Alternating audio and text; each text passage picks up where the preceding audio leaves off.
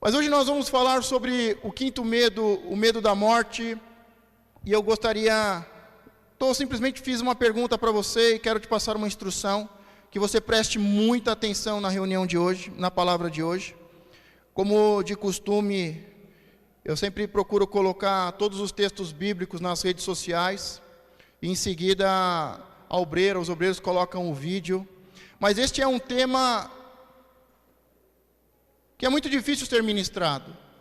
É um tema que poucas vezes são ministrados, mas de muita importância. Eu acredito que se você entender sobre a morte, você vai poder viver melhor.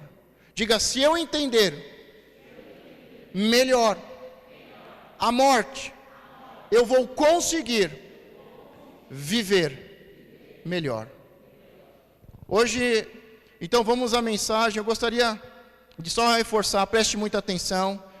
Evite levantar, ir ao banheiro, só em casos de emergência. Que você não se distraia, que você não distraia o seu irmão e que você esteja muito atento. Quantos precisam de cura? Quantos estão atentos? Então agora eu posso começar a mensagem de hoje. Campanha: os 7 medos da humanidade. Quinto tema: o medo da morte. Diga comigo, o medo da morte. Amém. Eu vou ler alguns textos para trazer texto e contexto e poder explicar de forma bíblica. Em Gênesis 23, versículo 1 e 2 diz: e foi a vida de Sara 127 anos. Estes foram os anos da vida de Sara. E morreu Sara em Kiriate Arba, que é Hebrom, na terra de Canaã. E veio Abraão lamentar Sara e chorar por Sara. Diga, Sara morreu. Com quantos anos? 127. Viveu bastante, não foi? A Bíblia diz que viver bastante é bênção de Deus. Nós podemos ver hoje uma geração morrendo no meio da idade, com 30, não chegam aos 40 anos, e a Bíblia diz que isso é maldição. Diga, morrer cedo é maldição, e ter vida longa é bênção de Deus. Quando olhamos esse texto, a primeira coisa que eu quero destacar é que houve um luto. Diga, luto. A Bíblia diz que Abraão chorou. Luto. Abraão chorou. E toda vez que nós falamos de morte, e toda vez que acontece uma morte, nós temos que viver, diga, um luto. O luto é muito importante, ele é saudável, ele faz bem para o corpo, ele faz bem para a alma e para o espírito. Por isso eu quero destacar neste primeiro versículo que nós lemos, que Abraão, nosso pai na fé, ele viveu um luto quando Sara morreu. Ele chorou. Diga, ele chorou. O segundo ponto que eu quero destacar neste texto é que é algo natural e bíblico. Diga, as pessoas morrem. É consequência do pecado. É consequência do pecado. O primeiro Adão, ele cometeu um pecado. E como consequência, todos morrem. Choro é natural e bíblico. Se você nunca passou por um luto, mais cedo ou mais tarde, você vai passar por um luto. Abraão chorou. E o luto é normal e bíblico. Terceiro ponto importante deste versículo: a posse da terra prometida começou com a compra de uma sepultura. Abraão, ele pagou 400 ciclos de prata para comprar um terreno, um amplo terreno, que tinha um bosque, tinha muitas árvores, um bosque, e neste terreno tinha sepulturas. Em Gênesis 23, 15 diz: meu Senhor, ouve-me, a terra é de 400 ciclos de prata, que é isto entre mim e ti? sepulta a tua morta. Abraão, ele está conversando com um rei e com os seus príncipes a respeito de uma terra. E o rei daquela terra, ele diz: o que é 400 ciclos de prata? Para nós, o que é isso? A terra está aí, sepulta a sua morta. Mas Abraão, ele fez questão de pagar um preço. Diga, pagar um preço. E ele comprou um terreno e sepultou a morta. E o que isso tem a ver? Muito importante. Diga, muito importante. Que a terra prometida, a conquista da terra prometida, a posse legal da terra prometida, aconteceu com a compra de um terreno para sepultar a morta. Vocês estão entendendo a importância?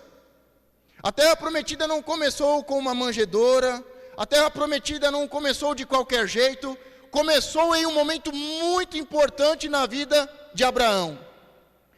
Houve luto, Abraão chorou. Isto é natural e bíblico. E Abraão, ele compra uma terra, a terra prometida. Toda vez que nós falamos de morte, sabemos que é necessário passar por um luto, que temos que chorar, e que isto faz parte da nossa vida normal, natural, e é bíblico. E foi extremamente importante para o nosso pai na fé e para os descendentes. A compra, a conquista de um território. Mas toda vez que falamos de vida cristã, de vida no Espírito, sabemos que há algo muito importante que é um símbolo da morte. Diga, o batismo nas águas. O batismo nas águas nada mais é do que ser afogado. É símbolo de morte do velho homem e símbolo de vida do novo homem. O batismo nas águas é muito importante. Diga, é muito importante.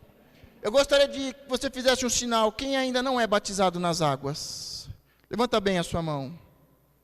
É muito importante que você entenda isso. Batismo é uma decisão pessoal de arrependimento. E ela não pode ser feita por outra pessoa. Ah, me batizaram quando eu era criança, mas quando você era criança você não tinha pecado. Você não nasceu pecador. Preste muita atenção no que eu estou falando. Você não nasceu pecador. Você nasceu com a consequência do pecado, que é a morte. É bem diferente, vocês estão entendendo? A criança não nasce pecadora. Ela nasce pura, ela nasce santa, ela não cometeu nenhum pecado. Só que ela já carrega no seu corpo, na sua alma, a consequência. Não é o pecado. A consequência do pecado, que é a morte. Por isso, quando se fala de batismo nas águas, ninguém pode tomar essa decisão por você. Ainda que seja uma autoridade, ainda que seja o seu pai, ainda que seja o seu pastor, ninguém pode tomar esta decisão por você. É uma decisão pessoal, inteligente, racional, em que eu me arrependo da vida que eu estou levando e de estar no mundo. Eu me arrependo e eu declaro, eu faço uma confissão pública, que este velho homem vai morrer e que vai nascer um novo homem em Cristo Jesus. Diga, o batismo nas águas é símbolo de morte para o velho homem e símbolo de vida para o novo homem. Eu sempre falo que o batismo nas águas é a porta de entrada para o cristianismo. O batismo nas águas é o começo, é a porta de entrada.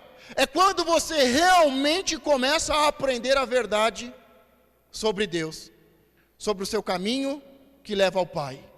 Por isso, você que ainda não se arrependeu, você que ainda não se converteu, você que ainda não fez uma confissão pública, você precisa se batizar nas águas, mas é uma decisão pessoal.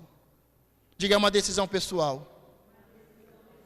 em Romanos 6,6 diz: sabendo isto, que o nosso homem velho foi com ele crucificado, para que o corpo do pecado seja desfeito, para que não sirvamos mais ao pecado. Então diz que no batismo o velho homem morre. Em Eclesiastes 7:1, melhor é a boa fama do que o melhor unguento, e o dia da morte do que o dia do nascimento de alguém. Diga, melhor é o dia da morte do que o dia do nascimento. Nós estamos falando sobre o medo da morte, e nós temos que entender que nós temos medo da morte, porque nós não conhecemos e nós não sabemos o que acontece quando morremos. Quando isso é desconhecido, nós temos medo. Eu não sei o que é, eu não sei o que acontece, eu não sei o que acontece depois.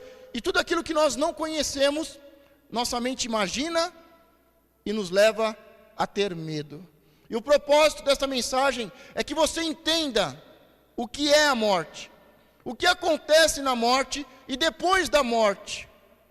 Que você possa se arrepender dos seus pecados, fazer uma confissão pública, passar pelo batismo nas águas, que é o começo, o novo nascimento, a porta de entrada, que leva ao caminho da verdade e aos braços do Pai.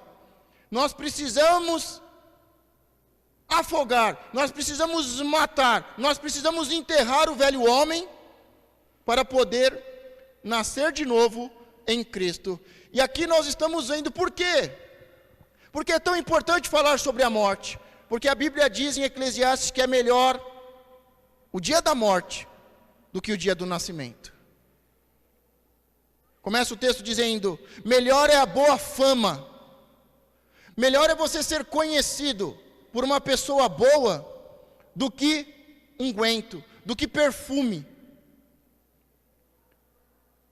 E o dia da morte, do que o dia do nascimento de alguém. Diga, o dia da morte é melhor do que o dia do nascimento. Pergunta, isso é bíblico, pastor? Sim.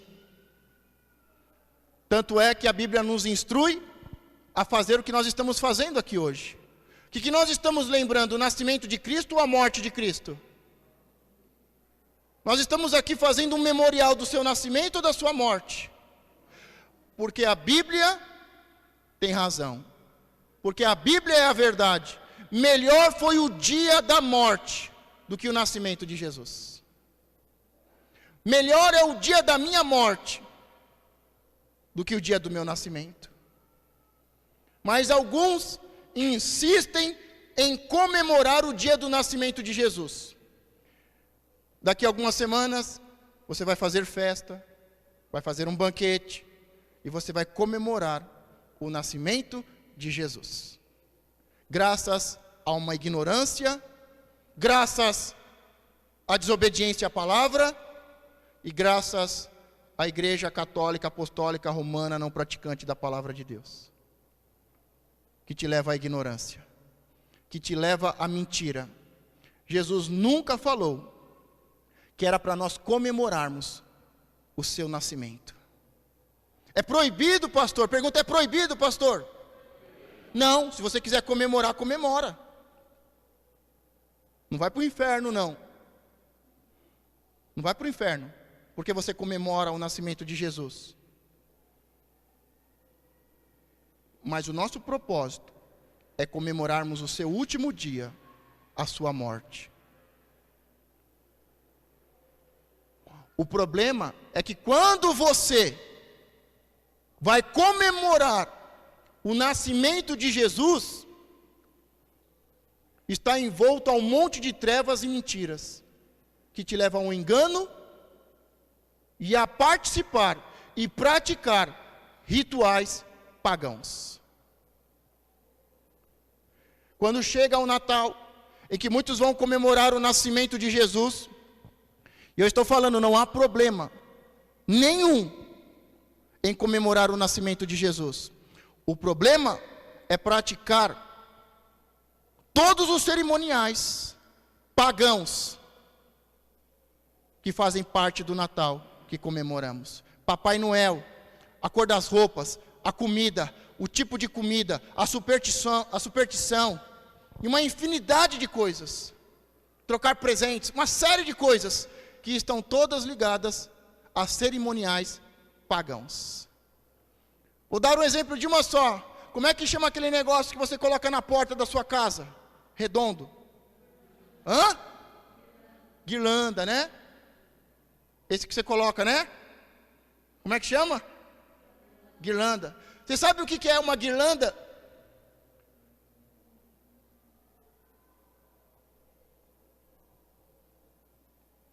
Quem sabe o que é uma guirlanda, levanta a mão. Amém. É um convite para o espírito da morte entrar na sua casa. Quando você coloca uma guirlanda na porta da sua casa, no mundo, você pode ser ignorante a respeito disso, mas quando você coloca uma guirlanda na porta da sua casa, você está dizendo no mundo espiritual que a morte pode entrar na sua casa. Quantos querem a morte dentro da sua casa? Se você quiser a morte dentro da sua casa, continua colocando uma guirlanda. Sabe quando ela aparece depois de novo? Essa guirlanda? Quando a pessoa morre.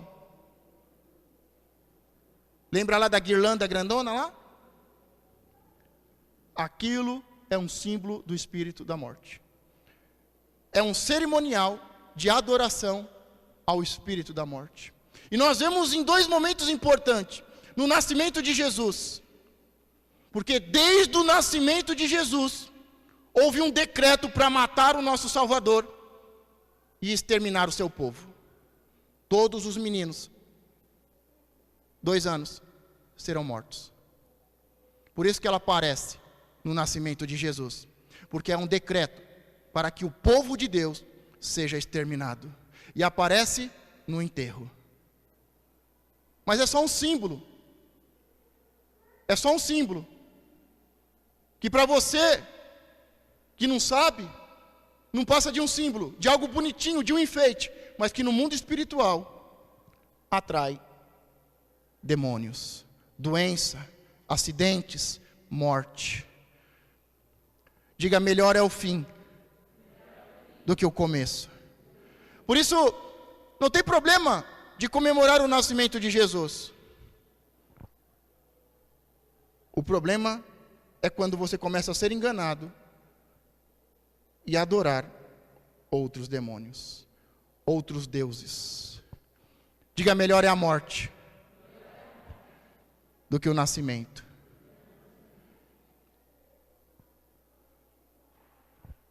Em Gênesis 3:19, no suor do teu rosto comerás o teu pão, até que te tornes a terra. Porque dela foste tomado, porquanto és pó, e em pó te tornarás. Eu gostaria que você entendesse a primeira coisa em relação à morte, é que nós viemos do pó. E quando morremos, o nosso corpo, ele volta para o pó. Diga, quando eu morro. Você vai morrer um dia, não precisa ter medo de falar não. Diga, quando eu morro, o meu corpo volta para o pó. Você veio do pó, e para o pó voltará. Em Eclesiastes 12:7, e o pó voltará, e o pó volte à terra como a erva, e o espírito volte a Deus que o deu. Diga, o pó volte para a terra, e o espírito volte para Deus. Isso todas as pessoas, seja para você que é crente, seja para você que é incrédulo, seja para você que teve qual estilo de vida que foi, um santo ou um profano, quando morremos, o nosso corpo, ele volta ao pó, e o nosso espírito volta para Deus. Diga, o meu espírito, ele volta para Deus. Mas a grande questão não é o corpo, pelo menos na sua parte principal, e nem o espírito, porque isso, em todos nós, o corpo volta para o pó, e o espírito volta para Deus. Em Romanos 6, 23, porque o salário do pecado é a morte, mas o dom gratuito de Deus é a vida eterna, por Cristo Jesus nosso Senhor. Em João 5, 24, na verdade vos digo que quem ouve a minha palavra e crê naquele que enviou, tem a vida eterna e não entrará em condenação, mas passou da morte para a vida. Romanos 5, 12, portanto, como por um homem entrou o pecado no mundo, e pelo pecado a morte, assim também a morte passou a todos os homens, por isso que todos pecaram. Como eu disse, nós não nascemos pecadores. Nós começamos a pecar depois que criamos consciência. Em torno dos 12 anos, 12, 13 anos, nós começamos a criar uma consciência. Por isso, como eu destaquei, e estou destacando de novo, porque é comum dentro das igrejas ser pregado que nós nascemos pecadores. Isso não é verdade. Não existe o pecado original. Eu nasci com o pecado original. Isso não existe. Eu nasci com a consequência do pecado. O meu primeiro pai, o nosso primeiro Adão, ele cometeu um pecado. E por causa do seu pecado, eu não sou pecador, mas eu recebo a consequência do pecado, que o seu salário é a morte. Por isso que o nosso corpo morre, por isso que nós morremos, por causa do primeiro Adão. Mas, quando vem o segundo Adão, nós recebemos vida eterna. E a primeira vida que nós vamos ter é a vida da alma, e em seguida, a vida do corpo. Nós vamos falar um pouquinho mais para frente. As crianças não nascem no pecado, elas não possuem consciência, portanto, não pecaram. Elas herdam as consequências do primeiro pecado, é a herança do pecado, a morte. Quando você aceita Cristo e se batiza, a morte de Adão, a morte espiritual é anulada. Então vamos agora por parte. Por causa do primeiro pecado, nós morremos. O corpo volta a ser pó e o espírito volta para Deus. E a grande luta é pela alma. O que Deus quer salvar é a nossa alma. O texto ainda diz: louco, e se te pedirem a tua alma hoje? O corpo nós sabemos que volta para o pó, e o espírito volta para Deus. E a grande guerra no mundo espiritual é pela alma. Ou a nossa alma vai para o céu, ou vai para o inferno. Quando você aceita Cristo e se batiza, a morte de Adão, diga a morte espiritual, é anulada. Então quando eu faço uma confissão pública, eu aceito Jesus Cristo como o meu único e suficiente Salvador. A morte espiritual é anulada e a minha alma é salva. A morte física só venceremos com a segunda vinda de Cristo. Em 1 Tessalonicenses 4,16, porque o mesmo Senhor descerá do céu com alarido, e com voz de arcanjo, e com a trombeta de Deus, e os que morreram em Cristo ressuscitarão primeiro. Como nós falamos, por causa da consequência do pecado, quando morremos, o corpo volta para o pó, e o espírito volta para Deus. A luta é pela alma. A grande questão é aonde a sua alma vai passar a eternidade. E nós estamos vendo que quando nós aceitamos Jesus Cristo como nosso único e suficiente Salvador, nós vencemos a primeira morte, diga, a morte espiritual. Você que já aceitou Cristo como seu único e suficiente Salvador, você já venceu a primeira morte, que é a morte espiritual, que é a morte da alma. Seu corpo, quando você morrer, ele volta para o pó e o espírito volta para Deus. E a sua alma que foi salva está no céu. A grande questão para nós continuarmos é que a Bíblia diz que depois dos 70 anos é cansaço, é enfado. Uma vida tão curta, de 70, 80, 90 anos, que chegue aos 100 ou passe, uma vida tão curta, ela vai determinar a eternidade. A morte é a porta de entrada para a eternidade. Diga, a morte é a porta de entrada para a eternidade. Em Hebreus 9, 27, e como os homens está ordenado morrerem uma vez, vindo depois disso o juízo. Separei este versículo simplesmente para ressaltar que toda ideia, que toda filosofia, que toda ciência, ainda que chamada de religião, que apregoa a reencarnação, é uma mentira, segundo os textos bíblicos e a vontade de Deus. Segundo a palavra de Deus, que é verdade, não existe reencarnação. Quem diz isso? São as filosofias, a ciência, as seitas, as religiões. Por isso, você só tem uma chance. Diga, eu só tenho uma chance. Não existe este negócio de reencarnação. É ressurreição. Diga, não existe reencarnação. É ressurreição. Vamos ver agora em relação aos crentes. Quando morre, volta para Deus, para o paraíso celestial, seio de Abraão, céu ou terceiro céu.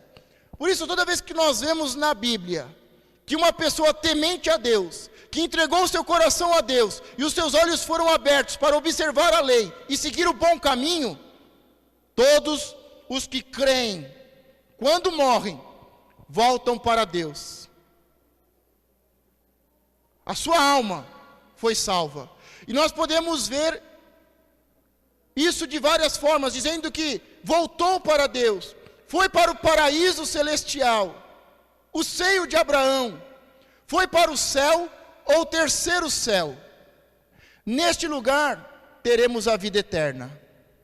João 3,16, porque Deus amou o mundo de tal maneira que deu o seu Filho unigênito, para que todo aquele que nele crê não pereça, mas tenha vida eterna. Lucas 23, 43, e disse-lhes Jesus, em verdade te digo, que hoje estarás comigo no paraíso. Não é o paraíso, jardim do Éden, é o paraíso celestial, é o céu, o seio de Abraão, o terceiro céu, voltar para Deus. Então quando Jesus está na cruz, no seu último dia, no dia da sua morte, o momento mais importante, ele conversa ali com os bandidos que estão crucificados, e ele diz, estarás comigo no paraíso. Estará no céu. Quando você morre, seu corpo vai para o pó, todos. O pior bandido, quando morre, o seu corpo vai para o pó, e o espírito volta para Deus. O espírito é ali quando Deus faz Adão, e sopro, espírito.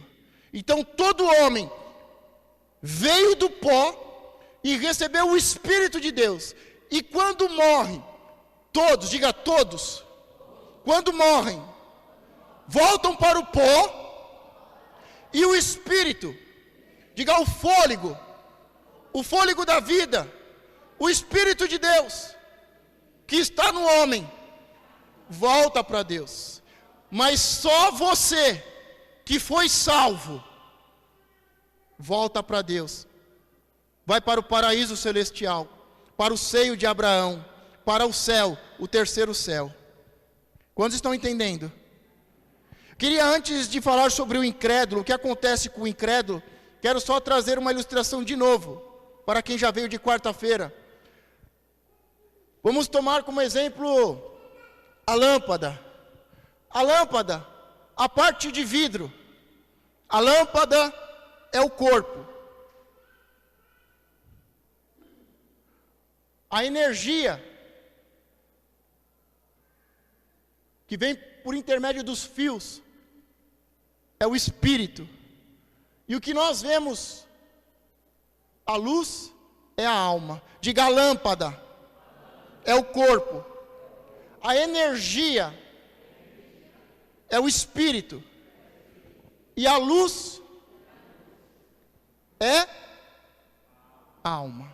Por isso, nós podemos dar o exemplo que quando uma pessoa morre, apagamos a luz. Quando uma pessoa morre, a Bíblia diz que a sua luz se apaga. O corpo está lá e vai ser enterrado. A energia voltou e a luz se apaga. Diga, lâmpada, energia e luz. Diga, corpo, espírito e alma. Vamos agora entender o que acontece com o incrédulo. Quando morre, vai para o lugar dos mortos. Sepultura, que é chamado na Bíblia de Seol ou Hades. Eu quero deixar bem claro para você que quando um ímpio morre, diga, ele não vai para o inferno.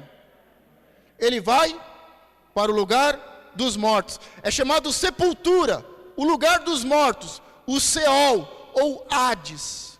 Diga, não é inferno. Quando Cristo volta, os salvos ressuscitam.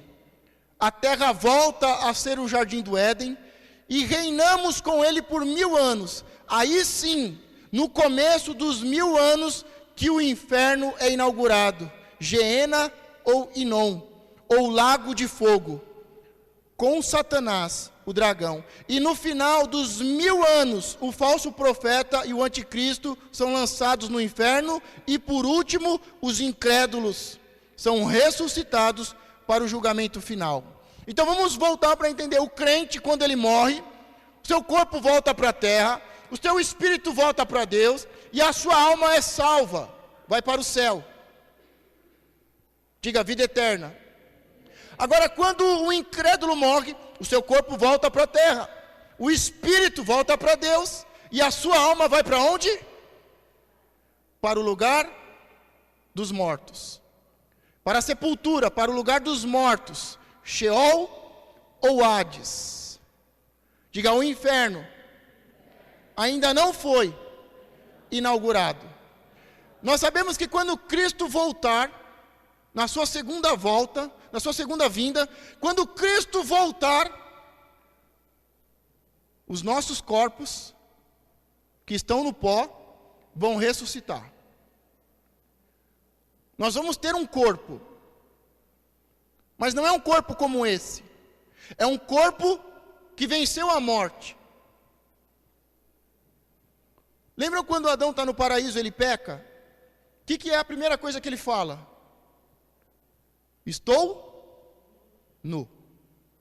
Por quê? Por que que Adão, ele percebe que ele está nu? Hoje nós vemos, eu dei o exemplo da luz. Quando temos vida, luz. Quando morremos, a luz se apaga. Mas também o nosso corpo, que vai ressuscitar, que vai ser incorruptível, ele tem uma luz especial. Por isso que Adão, quando pecou, Adão sempre andou nu, né? Só que havia tanta luz, havia tanta vida, vida eterna, que ele não conseguia olhar o seu próprio corpo. Havia uma luz. E quando ele pecou, este corpo que era incorruptível, que era imortal, começa a se tornar corruptível, vai morrer.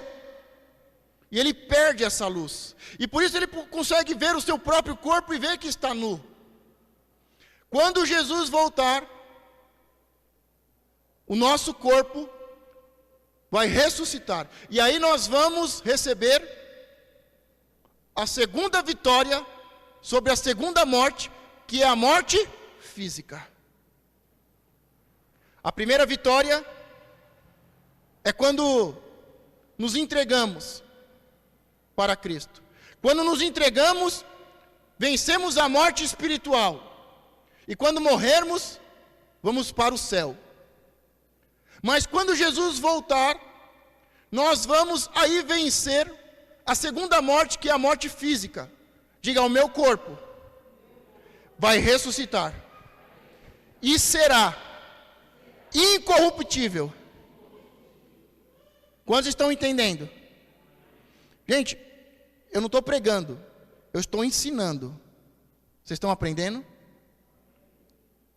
É bem diferente fazer uma pregação, fazer uma palestra e trazer um ensinamento. Eu estou te ensinando. Quantos estão aprendendo? Quanto mais você conhecer a verdade, mais liberto e abençoado você é. O incrédulo agora, como nós vimos, ele morre. O seu corpo vai para o pó, o seu espírito vai para o céu, e a sua alma vai para onde? Para o sepulto, para o lugar dos mortos. Ele é sepultado no lugar dos mortos, Sheol ou Hades. Lembra o texto que a obreira leu agora no começo? Em que duas pessoas morrem. Uma vai para o seio de Abraão, vai para o céu, o paraíso, o terceiro céu. O outro vai para onde? Para onde ele vai? Para o lugar dos mortos, para o Sheol, o Hades. Diga, não é o inferno. É uma tradução errada. Está traduzido errado. Ele não foi para o inferno, ele foi para o lugar dos mortos. Eu quero que você entenda agora, antes de Jesus ser crucificado, todos que morreram, os dos crentes foram para o céu. E todos os incrédulos foram para o lugar dos mortos. Não tem inferno ainda. Só que lá já diz que ele sentia muitas dores. Havia muita dor. Ele tinha sede. Havia fogo. Mas não é o inferno.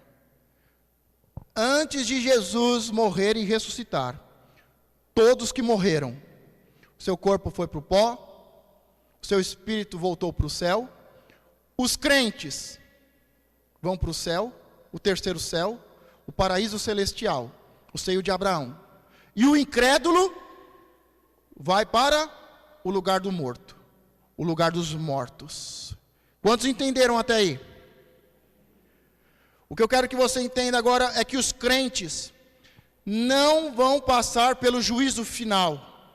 Diga, é pela fé e pela graça de Deus. Todos que confessarem o Senhor Jesus Cristo como único e suficiente Salvador, que entrar pela porta do batismo, do arrependimento, que tomar a cruz e seguir os passos de Cristo, ele não será julgado. Ele foi para o céu, pela fé e pela graça de Deus. Graça é algo que não merecemos. Em João 12, 24 e 25, na verdade vos digo que se o grão de trigo caindo na terra não morrer, fica ele só, mas se morrer, dá muito fruto. Quem ama a sua vida, perdê-la-á. E quem neste mundo odeia a sua vida, guarda-la-á para a vida eterna. Esse é um texto em que Jesus está dizendo, olha, eu sou o grão de mostarda. Eu sou o grão de trigo, desculpa. Jesus está falando sobre a sua morte. Diga, o dia mais importante. Jesus está falando sobre o dia mais importante, sobre o dia da sua morte. Ele está dizendo, olha, eu sou o grão de trigo. Se eu não ficar sozinho, se eu não cair na terra, e se eu não ficar sozinho, e se eu não morrer, não tem colheita, não tem vida eterna. Fica ele só, mas se morrer, dá muito fruto. Jesus está dizendo que depois da sua morte, vai ter muitos frutos. E os que morreram antes de Cristo, nós já falamos. Os que morreram antes de Cristo. Primeiro, homens segundo o coração de Deus, pela fé e pela palavra, foram para o céu. Segundo, todos os outros foram para o lugar dos mortos. Sepultura, Seol ou Hades. Ele pregou para os mortos. Diga, Jesus pregou para os mortos. A Bíblia diz que quando Jesus foi crucificado, e ele entrega o seu espírito, a sua vida para Deus, diz que ele desceu e pregou para os mortos.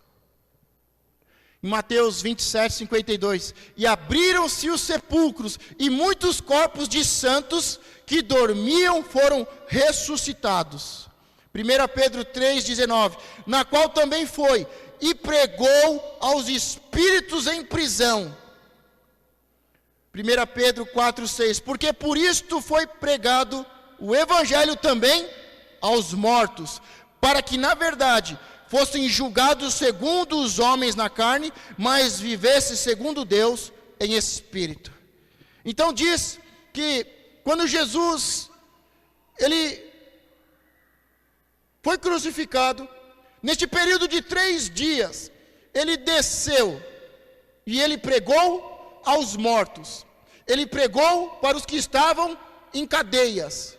Então quando se diz que é o lugar dos mortos, está dizendo que é uma prisão. A morte venceu. O homem incrédulo, quando ele morre, ele vai para o lugar dos mortos. E ali é chamado de prisão. Estão presos, mortos. Mas a Bíblia diz que Jesus desceu e pregou aos mortos. Pregou para aqueles que estavam presos. E aí, tem gente que diz, todos os homens antes da morte de Cristo, que estavam no lugar dos mortos, ouviram a pregação de Jesus, e se entregaram e foram para o céu. Eu não sei. O que a Bíblia diz, é que Jesus desceu, nesta prisão, onde eles estavam presos e mortos, e pregou para eles. Agora, se eles acreditaram ou não, não sei. Alguns dizem, não, até Judas subiu para o céu. Não sei. Eu não sou secretário da Trindade. Tem muito pastor que vai lá enterrar o morto lá. O pastor vem fazer o funeral. Quem é a pessoa? Não conheço. Um bandido. Aí o pastor chega lá, né, pisando em ovos. Mas fala, como esse jovem, não sei o quê, que agora está nos céus. Eu não sei. Eu não sei. Se ele não se arrependeu, se ele não confessou com a sua boca, ainda que foi no último minuto, como bandido, crucificado junto com Jesus, dizendo, eu mereço o que eu estou vivendo, mas eu me arrependo. Senhor, não se esqueça de mim. A palavra diz que ninguém que vier ao Senhor, Ele lançará fora. Mas eu não sei. Eu não sei se aquele bandido, se ele foi para o céu, ou se ele está no lugar dos mortos. Eu não sei se Judas ouviu a pregação de Jesus e foi para o céu, ou não. A Bíblia diz que muitos sepulcros foram abertos. Não diz que foram todos. Tanto é que na parábola, Jesus diz, eles têm os profetas. E Lázaro, o rico na parábola diz, mas não, se eles ouvirem alguém, se eles ouviram alguém que morreu, se eles ouviram alguém que ressuscitou, eles vão crer. Jesus diz, não, eles não vão crer. Porque se não creram na lei, se não creram nos profetas, não vão crer em quem ressuscitou, em quem morreu. Por isso, eu não sei, mas a Bíblia diz que todos que morreram antes de Jesus, ou foram para o céu, ou para o lugar dos mortos. E nesses 3 dias, Jesus desceu a esta prisão, e pregou para estes presos e estes mortos. E diz que muitas sepulturas se abriram, e foram para o céu.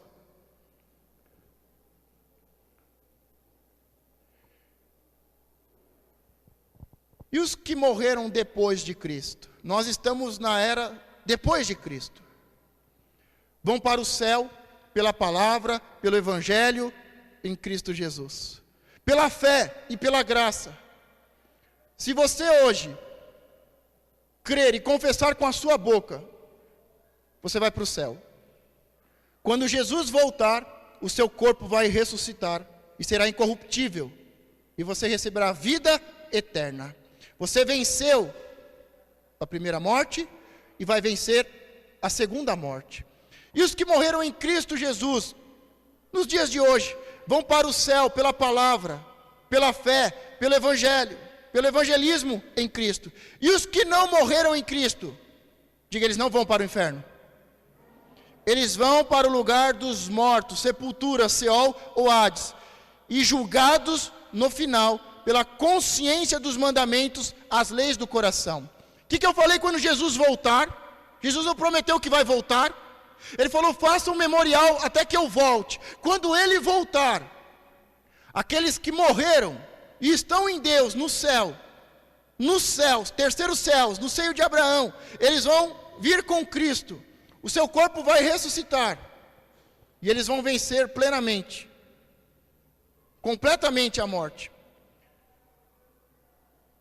E os que morreram no pecado estão no mesmo lugar, estão no lugar dos mortos. Vão para o céu pela palavra, pelo evangelismo em Cristo. E os que não morreram em Cristo, eles vão para o lugar dos mortos, sepultura, Seol ou Hades. E julgados no final pela consciência dos mandamentos ou as leis do coração. Jesus vem. Ele vem com aqueles que venceram a morte, a primeira morte. E quando ele vem, aqueles que venceram a primeira morte, vão vencer a segunda morte. E vão ter um corpo incorruptível. E vão reinar com Cristo nesta terra durante 1000 anos. Quando Jesus voltar, aí o inferno vai ser inaugurado e Satanás, o dragão, vai ser lançado no inferno. Quando Jesus voltar, o inferno é inaugurado com a serpente, Satanás, que no final se apresenta como um dragão. Jesus volta, o inferno é inaugurado. Satanás é lançado no inferno. Aqueles que vieram com Cristo, o seu corpo vai ressuscitar e será incorruptível. Jesus e nós, aqueles que já morreram e ressuscitaram, venceram a segunda morte, vão reinar com Cristo durante 1000 anos. Por quê? Por que 1000 anos? Porque você não vai mais morrer em 70 anos. Você venceu a primeira morte, a morte da alma, e você venceu a segunda morte, a morte do corpo. E vai reinar com Cristo durante 1000 anos. Terminou os 1000 anos. O falso profeta e o anticristo vão ser lançados no inferno. E aí, todos os outros que morreram no pecado, sem Cristo, vão ressuscitar. Mas eles vão ressuscitar para serem julgados. A Bíblia diz que aqueles que vierem com Cristo e que venceram a primeira morte e a segunda morte, vão julgar os anjos. Nós vamos fazer parte do julgamento. Nós vamos ser testemunhas, nós vamos julgar juntos com Cristo. Eu não sei quem daí vai para o céu e quem vai para o inferno. Mas a Bíblia diz que vai acontecer o julgamento final. E que nós vamos estar com Cristo julgando. E iremos saber quem vai para o inferno e quem vai para o céu. Agora, como é que eles vão ser julgados, por exemplo, se eles não conheceram a Cristo? Um índio lá no meio do Amazonas. Eles vão ser julgados pela consciência dos mandamentos, as leis do coração. Há uma consciência universal que está sobre o homem. Há os mandamentos que são chamados os mandamentos do coração. Ainda que seja a tribo indígena mais primitiva e que nunca teve contato com um homem branco, eles sabem que não pode matar o irmão. Eles sabem que não pode fazer fofoca e calúnia. Eles sabem que não pode casar com os filhos, incestos. Qualquer tribo, na década de 70, 60, na década de 80, muitos cientistas encontraram tribos indígenas no meio do Amazonas que nunca tinham tido contato com o homem branco. E eles já falavam, não pode roubar, não pode matar, não pode ter duas mulheres, não pode se casar com os filhos, não pode ter relacionamento com a mesma família, incesto, não pode. Por quê? São as leis do coração, que elas vêm junto com o Espírito de Deus, porque o homem foi feito à imagem e semelhança de Deus. Então esses princípios vieram com o fôlego da vida, porque o fôlego, o sopro, o fôlego da vida é vida. E sabe que quando há roubo, a morte, que quando há estupro, a morte.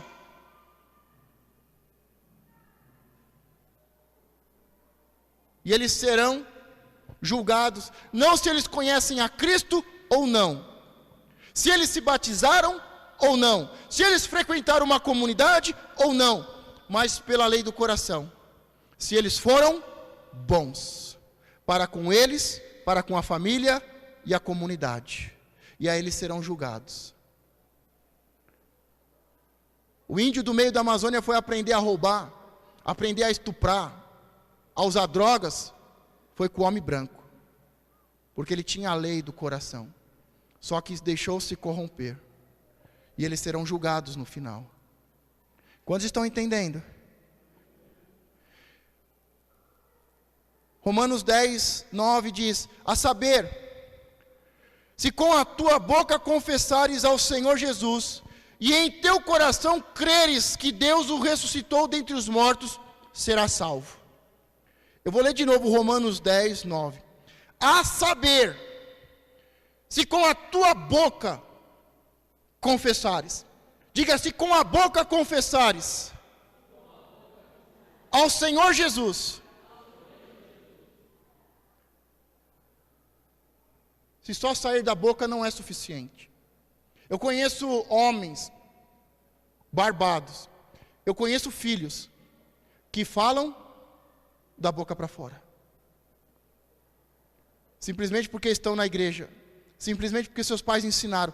Mas a saber, a primeira coisa importante, se com a tua boca confessares, não é se o seu pai confessar, é se você confessar, é se você se arrepender, é se você se batizar. Se com a tua boca confessares ao Senhor Jesus, e em teu coração creres, diga, em coração, em teu coração credes. Crê no quê? Se com a tua boca confessar Senhor Jesus Cristo como Senhor e Salvador, se com a tua boca confessares ao Senhor Jesus, e em teu coração credes, crer no quê? Na Bíblia? Crer no quê? Nos princípios de prosperidade? Se com teu coração credes que Deus o ressuscitou dentre os mortos. Por que Jesus disse que o último dia é o dia mais importante?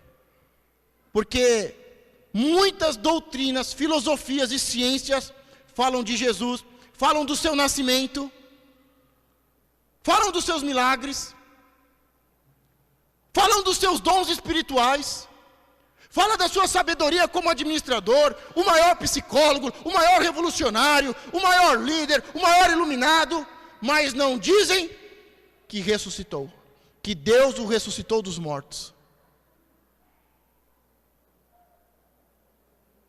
Se confessares com a tua boca, e se em teu coração credes que Deus o ressuscitou dos mortos, será salvo. Quantos querem ser salvos?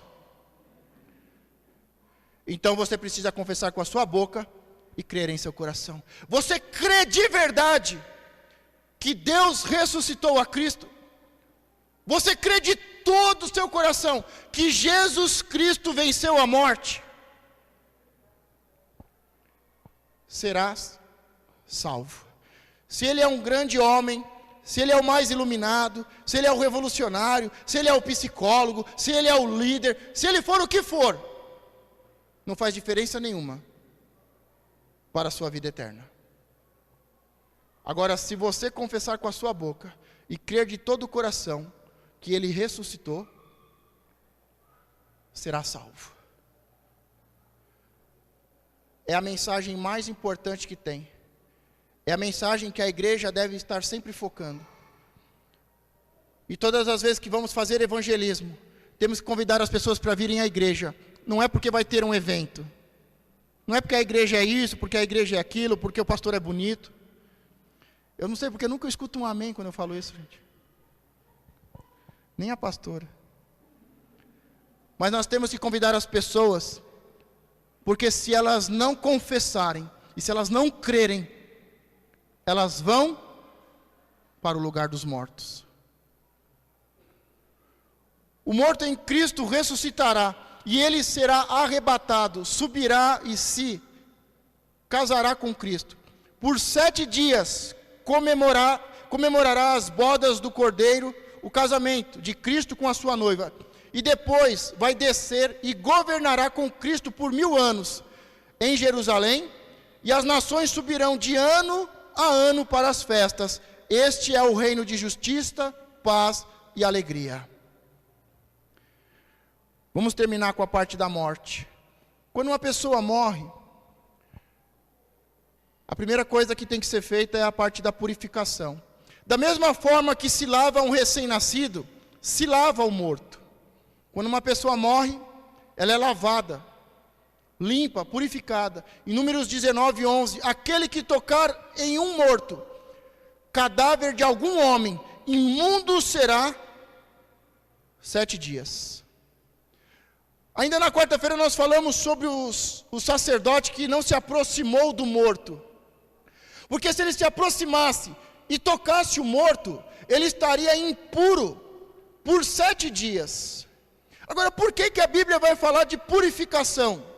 Por que a Bíblia vai falar que não podemos tocar um morto? Porque assim que a lâmpada se apaga, ele começa a apodrecer. Aonde acontece as maiores infecções são em hospitais. Por mais que quando uma pessoa morre, ela é lavada, ali está um corpo que está morto, provavelmente de alguma doença, que estava em um hospital, que está em um cemitério. Então imagine a quantidade de vermes, de bactérias, de vírus. Por isso que é muito importante este princípio. Por que ele era maior e mais rígido para o sacerdote do que para o levita? Porque o sacerdote ia se encontrar com muito mais pessoas. Imagine se, por um acaso, pelo contato com o morto, ele começa a transferir doença para as outras pessoas. Por isso que quando há um enterro, não é bom que você fique tocando o morto. Tem gente que beija, baba, deita junto com o morto. Eu quero ser enterrado junto. Ali é um poço de contaminação. A Bíblia abre, a palavra, a sabedoria abre para que no máximo as pessoas mais próximas para tocar o morto. E mesmo assim, depois que tocarem, devem se lavar, devem lavar as mãos. Diga purificação. E agora, para encerrarmos, o luto é um desprendimento em 5 estágios. O maior problema é que quando uma pessoa morre, nós mal fazemos o funeral, nós mal enterramos, a vida é tão corrida, nós não choramos, nós não nos lamentamos, nós não passamos por um luto. E o luto é natural, e é bíblico, e é importante. O luto é um desprendimento que você tem com aquela pessoa que morreu. Você tem sentimentos, você tem uma ligação, tem um parentesco, é amigo, então você está ligado com aquela pessoa. E o luto é um desprendimento em 5 estágios. Há uma separação biológica, quando é um caso de família, emocional e racional no luto. Quantas pessoas... É comum, às vezes, atender uma pessoa... Eu lembro de uma vez, eu estava conversando com uma pessoa, e ela começou a falar da mãe dela. Eu falei, mas... Deus já quando eu fui para conversar com ela, Deus já tinha incomodado que uma pessoa tinha morrido. E Deus falou assim, pergunta para ela sobre a morta. E como é que você chega na casa de uma pessoa, do nada, e pergunta, como é que vai a morta? E Deus falou, eu fiquei meio, entrei meio pisando em ovos, tal, vou falar de morto, comecei a conversar, ela começou a falar com a mãe dela, puxa, estou vendo que você gosta muito da sua mãe, estou vendo que você conversou com a sua mãe esses dias, como ela está? Faz 20 anos que morreu, pastor. Não se desliga. Quando você está ligado com algo que está morto, quando há uma ligação, você também começa a receber aquilo. Se você tem relacionamento, se você está ligado com pessoas vivas, com pessoas alegres, você recebe vida, você recebe alegria. Mas se você começa a se ligar com pessoas mortas, a Bíblia diz que quando você está ligado com os mortos, você também vai morrer. Você começa a ter doenças, começa a ter tristeza, depressão, você começa a ter frio, você não consegue comer, o seu corpo não se desenvolve, você começa a morrer. Não só nos sentimentos, na alma, mas fisicamente também. E aí conversei com ela, falei, então, sabe o que nós precisamos fazer? Enterrar a sua mãe. E você precisa passar por um processo de luto. Se desligar, se desvincular. Não estou falando para esquecer a sua mãe. Quando nós começamos a mensagem, diz que Abraão, quando Sara morre, ele compra um terreno, ele faz lá o enterro, tudo. Muitas passagens na Bíblia diz que a sepultura está até hoje. Sabe por quê? Pergunta por quê, pastor? Porque é importante, porque alguém tem que cuidar. O corpo vai ressuscitar. Por isso não pode mutilar o corpo. Não é bíblico, não é inteligente cremar o corpo. Quem destruir o templo será destruído. Quem destruir o corpo será destruído. Por isso, a parte da purificação é muito importante. Você precisa fazer o sepultamento. Você precisa enterrar. E o ideal é que seja o mais rápido possível, 24 horas. E comece o luto. Comece a se desprender biologicamente, emocionalmente, racionalmente. O luto é um processo de desprendimento. Tem pessoas que alguém da família morreu há 10 anos, mas ele ainda passa por períodos tristes, de tristeza. Não é só uma lembrança, é uma depressão, é uma tristeza, é um desajuste da alma. Por quê? Porque não passou pelo processo da purificação, não fez o sepultamento e não viveu o luto. Por isso, se você enterrou alguém e ainda tem sofrido muito com isso, é lógico que sofremos, é lógico que lembramos, é lógico que temos saudades, mas você não consegue viver. Você sente que está ligado com aquela pessoa. Você precisa passar por um processo de luto. E a primeira parte do luto são 3 dias. Diga 3 dias. São os dias mais tristes. São os dias mais pesados. Porque você volta do enterro, do sepultamento, e está lá as fotos, está lá as roupas, está lá toda a história, está lá todas as memórias. E esses 3 primeiros dias são muito difíceis. Mas você precisa viver o luto. Você precisa guardar em um baú. Você precisa separar, guardar. Você precisa doar. Tem muitas pessoas que morrem e fazem do quarto do morto um santuário. E toda vez que entra lá, entra em tristeza, depressão, chora.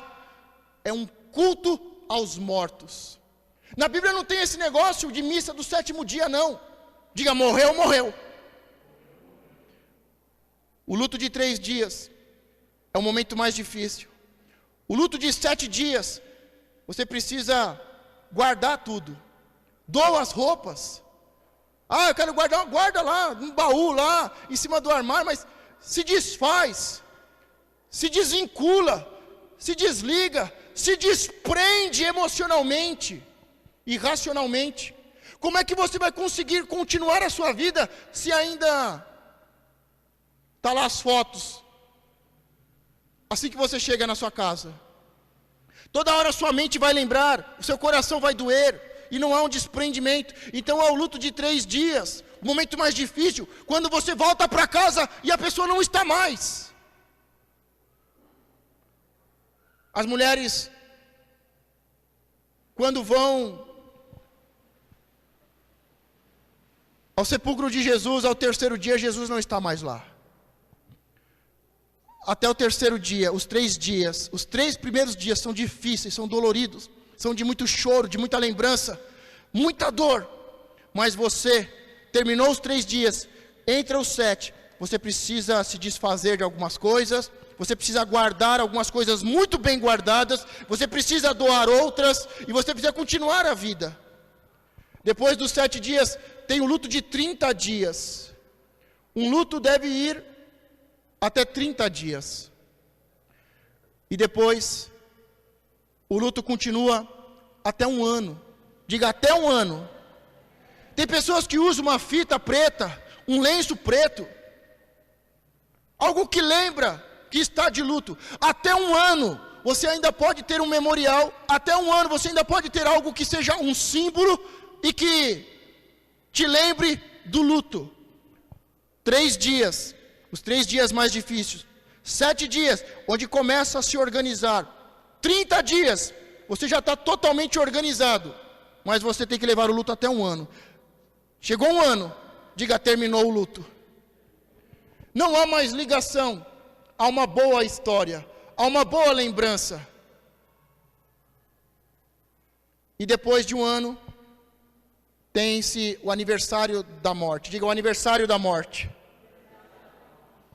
É comum as pessoas irem no sepulcro da pessoa, lá no lugar onde a pessoa está enterrada, e ir lá, porque a Bíblia diz que é melhor estar em um lugar que tem luto do que em um lugar que tem festa. Por que que muitos sepulcros dos nossos patriarcas estão até hoje lá em Israel, na Terra Santa, na Terra Prometida? Porque eles cuidam. Eu não estou falando de um dia de feriado em que vai se adorar os mortos, em que vai acender vela, em que vai chorar, e que por detrás dessa data existe um culto e um cerimonial a demônios. Eu estou falando que quando se faz 1 ano, se encerra o luto. Você não vive mais o calendário dos deuses pagãos. Você não vai lá levar flores, você não vai lá acender vela. Depois de 1 ano você vai lá, ver como é que está, limpa. É comum colocar uma pedra branca, simplesmente para dizer, tem alguém aqui, e tem alguém cuidando. Tem aqui uma pessoa importante. Não é ir lá para chorar, não é ir lá para ficar se lamentando, brigando com Deus. É simplesmente para cuidar, para demarcar. Como eu disse, nós começamos dizendo sobre, como é que chama aquele negócio de flores? Guirlanda e coroa de flores, né? Vou te pedir uma coisa. Quando eu morrer, não leva flores não. Se você levar flores, eu vou voltar para cortar seu pé. Não vai ser nem para puxar, vai ser para cortar seu pé. Não gosto de flores. Amém? Leva uma pedrinha branca. Se alguém colocar uma desses troços aí de guirlanda, como é que chama? Outro coroa, joga tudo fora. Fala, se o pastor tivesse vivo aqui, ó, ele ia entrar que nem Jesus entrou no templo, jogando tudo para fora.